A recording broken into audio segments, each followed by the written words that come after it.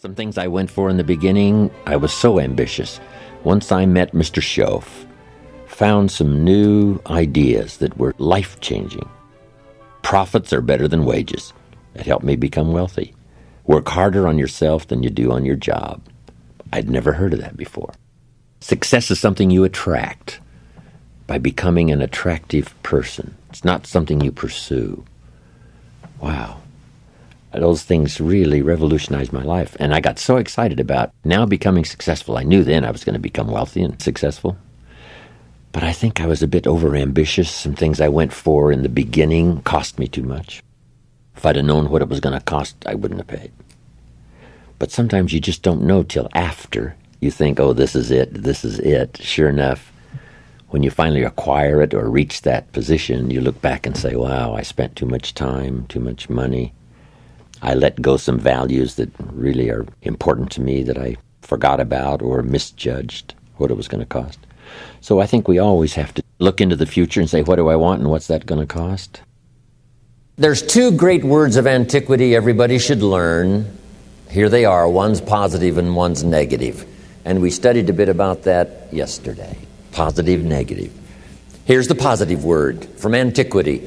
Behold. That's the positive word. Behold the possibilities, behold the opportunity, behold the future and give it design. Behold and look at the chances you've got. Behold, spring has come. Behold, the day has arrived and the sun is shining and the shadows are fleeing away. Behold, the next person you can meet might be your friend for life. Behold, the next person might be a colleague forever. Behold, that's the positive word, behold. Now, here's the negative word, beware.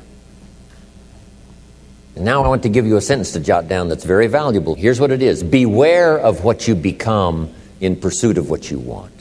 Beware.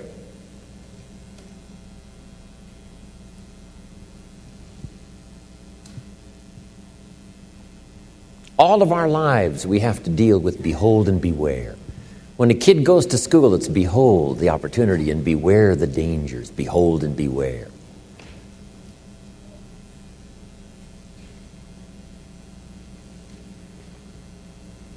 So beware of what you become, pursuing what you want. Some things I went for in the very beginning cost me too much.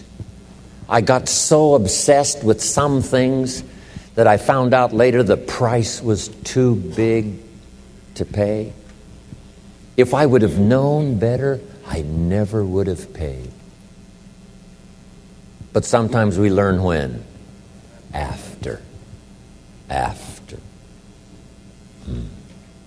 So don't become so obsessed with something that you lose your sense of reason or it costs you your friends. Don't be so obsessed with something that you compromise your virtues and your values. The story says Judas got the money. You say, well, that's a success story. No. It's true, 30 pieces of silver was a sizable sum of money, but it was not a success story. His name was Judas.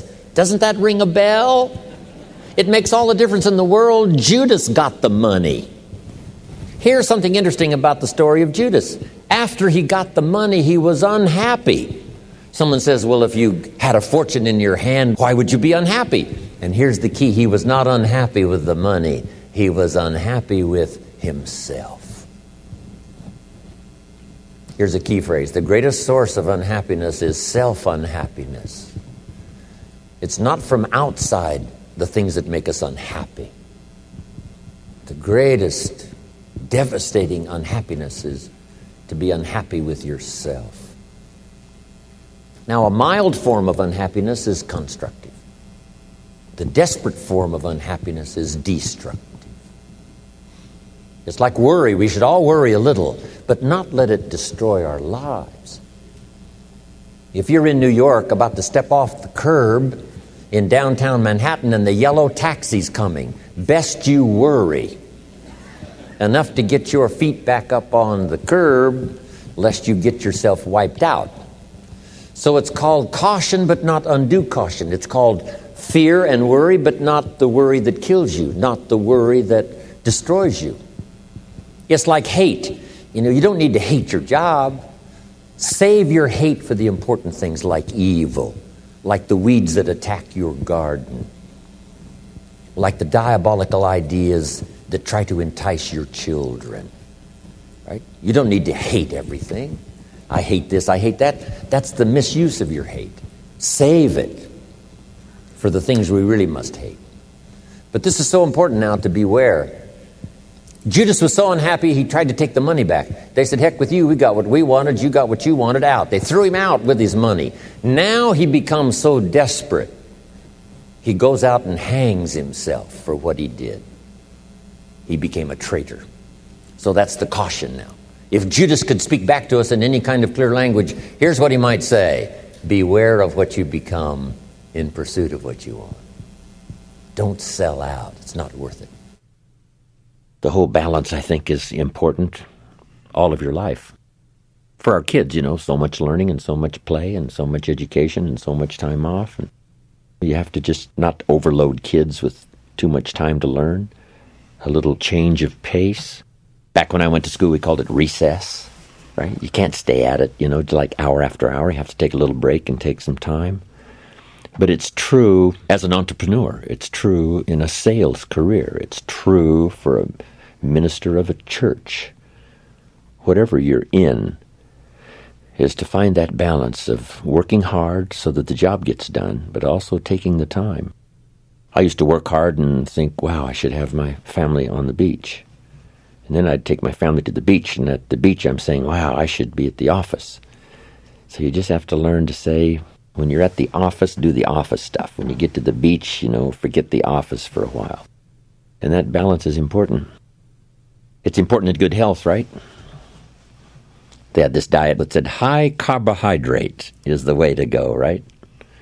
Sure enough, it wasn't. Now it's all finally turned around, and we know a lot more. And it's called high protein, low carbohydrate, and all the rest. So you just have to keep up with whatever's happening. Be a student, not necessarily a follower. You pick up a book on nutrition. This one says, if you do this, you'll live forever.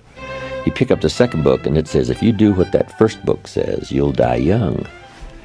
And then the question is, what should I do? Which book should I follow? You say, no, read them both and then make up your own mind. Be a student, not a follower.